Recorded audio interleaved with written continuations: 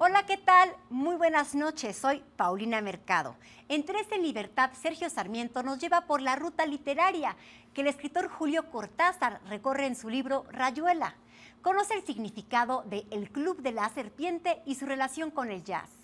Gabriel Bauducco conduce a sus invitados al purgatorio, donde nos revelarán la pura verdad sobre los secretos más escondidos de su vida, sus errores, anhelos, éxitos y mucho más. Una charla cordial que ahonda en la diversidad social y cultural de una manera profunda y sin reservas. Aquí, entre amigos, con Carlos Alarraqui, Raúl Quintanilla y José Newman. ¿Tú crees que quien siempre ha sido fiel puede cambiar? Presencia este duelo de argumentos en el ring, conducido por Andrés Ruemer. Te invitamos a quedarte con la barra de opinión del 13 a partir de la medianoche. O si lo prefieres, puedes revivir tu programa favorito en nuestras acostumbradas redes sociales. ¡Comenzamos!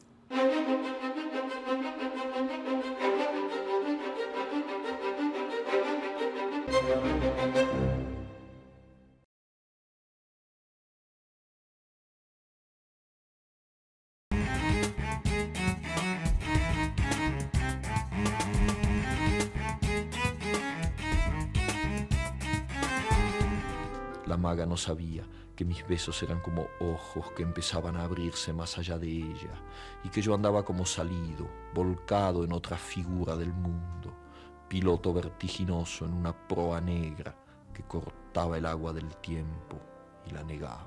Hacíamos el amor con un virtuosismo desapegado y crítico.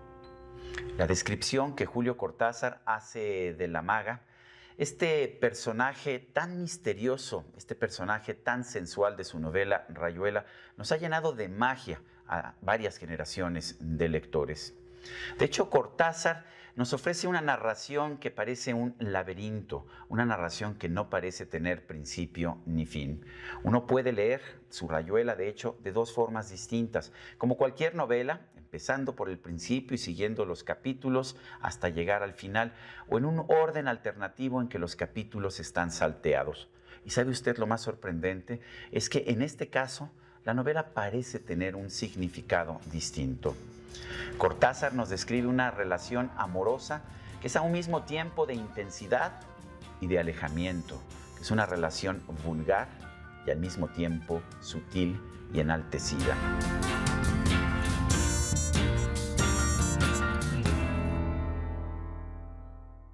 A lo largo de 28 años yo he vivido en Europa y nunca me sentí exilado porque era una decisión personal. Yo podía volver a mi patria cuando quería.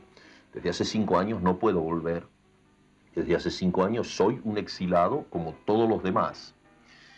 Pero el exilio es doble. El exilio físico, bueno, es mi problema. Yo lo puedo tomar bien, lo puedo tomar mal, pero es mi problema personal. Lo que es terrible es el exilio cultural.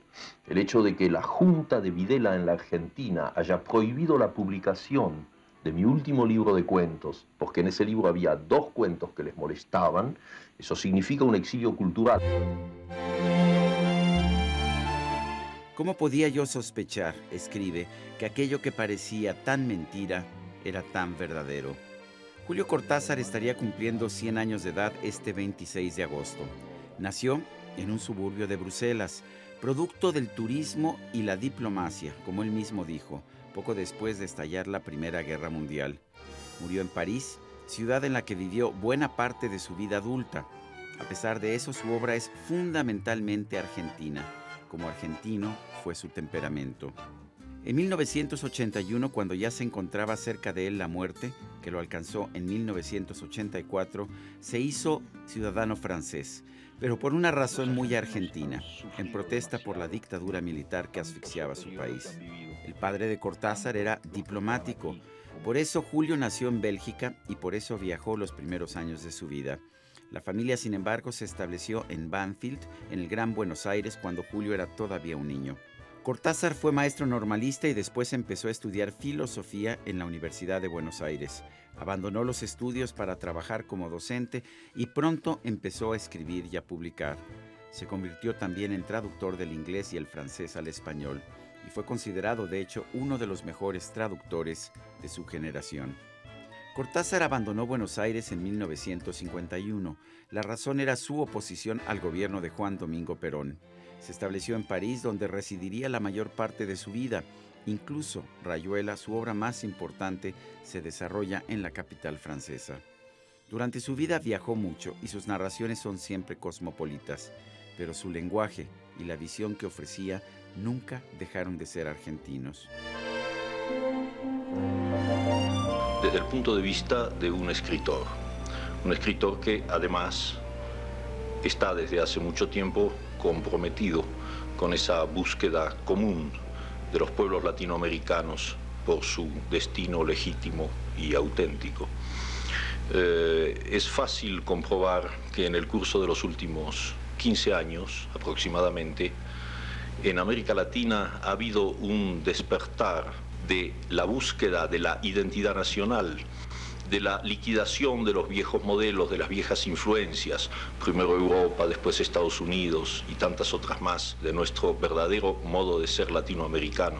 Yo estoy absolutamente convencido de eso y creo que la consecuencia histórica no se hará esperar. Empecé a tomar conciencia de lo que pasaba en Cuba. Antes había noticias periodísticas de cuando en cuando, vaga noción de una dictadura sangrienta como tantas otras. Ninguna participación afectiva, a pesar de la adhesión en el plano de los principios. El triunfo de la Revolución Cubana, los primeros años del gobierno, no fueron ya una mera satisfacción histórica o política. De pronto sentí otra cosa. Comprendí que el socialismo, que hasta entonces me había parecido una corriente histórica aceptable e incluso necesaria, era la única corriente de los tiempos modernos que se basaba en el hecho humano esencial, en el simple principio de que la humanidad empezará verdaderamente a merecer su nombre el día en que haya cesado la explotación del hombre por el hombre. En 1963, Cortázar visitó Cuba en los inicios de la revolución de Fidel Castro. Esa visita lo dejó marcado. Cortázar se convirtió en un entusiasta de la revolución cubana y de las causas de la izquierda. También en ese 1963 se publicó Rayuela, que tuvo un éxito extraordinario. Súbitamente, Cortázar se convirtió en uno de los principales representantes del boom de la literatura de América Latina, junto con Carlos Fuentes, Mario Vargas Llosa y posteriormente Gabriel García Márquez.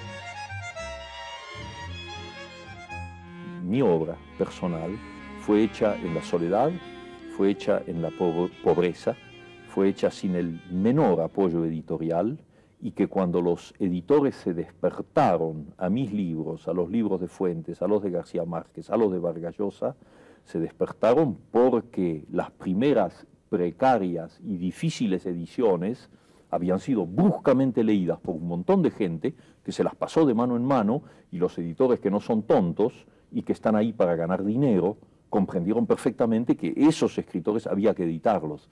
Ellos no nos inventaron a nosotros.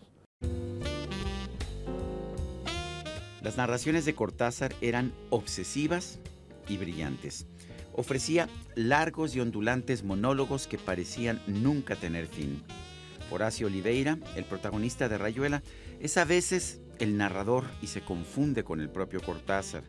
En otras ocasiones, sin embargo, Oliveira es descrito en tercera persona por un narrador distante y atento a detalles curiosos que se quedan grabados en la memoria.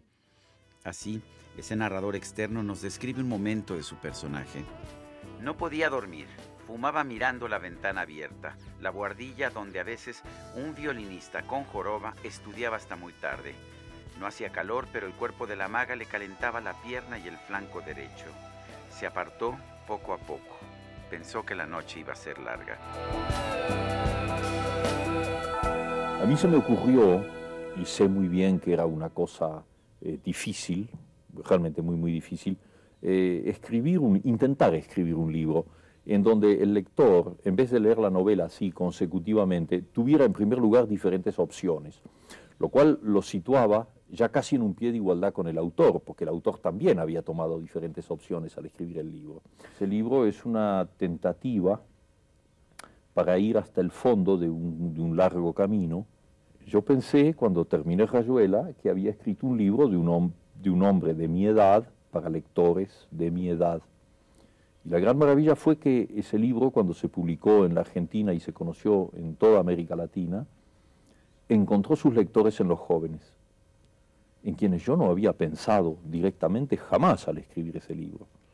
Entonces, la gran maravilla para un escritor es haber escrito un libro pensando que hacía una cosa que correspondía a su edad, a su tiempo, a su clima, y de golpe descubrir que en realidad planteó problemas que son los problemas de la generación siguiente.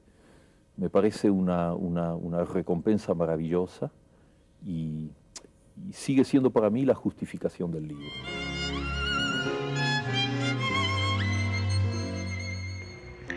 La maga es una mujer desconcertante y cautivadora. Horacio y ella se pelean constantemente y por supuesto se exasperan el uno al otro. Sin embargo, este amor, que por su naturaleza no puede ser perfecto, se vuelve un amor incondicional. Cortázar era un hombre de fina estampa, guapo, de abrumadora personalidad. Era también un enamorado del amor. Exigía respeto a su independencia personal, pero también necesitaba una mujer a su lado para sentirse seguro. A los 39 años de edad, Cortázar se casó con Aurora Bernardes, una traductora argentina como él. De hecho, en esos años Cortázar tradujo la obra completa en prosa de Edgar Allan Poe. Hasta la fecha, esa traducción se considera la mejor en español del mago estadounidense del cuento corto. En 1967, Julio empezó una relación amorosa con una lituana, Ugne Karvelis. Más tarde se casó con la escritora estadounidense Carol Dunlop. La muerte de Carol lo dejó conmocionado. Allí la osita empezó a declinar, víctima de un mal que creímos pasajero, porque en ella la voluntad de la vida era más fuerte que todos los pronósticos. Y yo compartía su coraje como siempre compartí su luz, su sonrisa, su enamorada vivencia del sol, del mar y de la esperanza en un futuro más hermoso. Volvimos a París llenos de planes: terminar juntos el libro, dar sus derechos de autor al pueblo nicaragüense, vivir todavía más intensamente. 2 meses en que rodeamos a la osita de ternura y en que ella nos dio cada día ese valor que nos iba abandonando. La vi emprender su viaje solitario, donde yo no podía ya acompañarla. Y el 2 de noviembre se me fue de entre las manos, como un hilito de agua.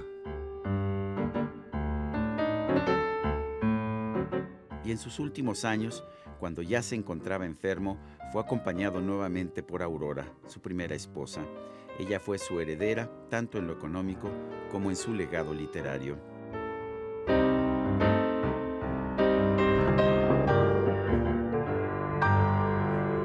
Cortázar era un escritor muy especial. No es un escritor fácil. La verdad es que no a todo el mundo le gusta.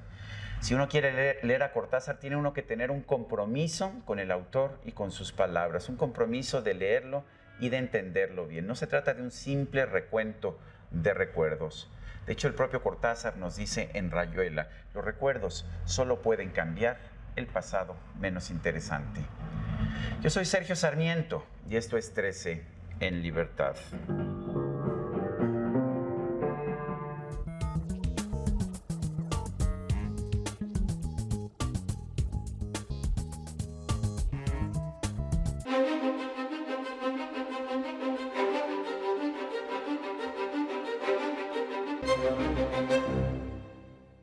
Uno de los objetivos de la reciente reforma en telecomunicaciones es incrementar la conectividad de los mexicanos a través de una mayor competencia entre las empresas que operan en el mercado.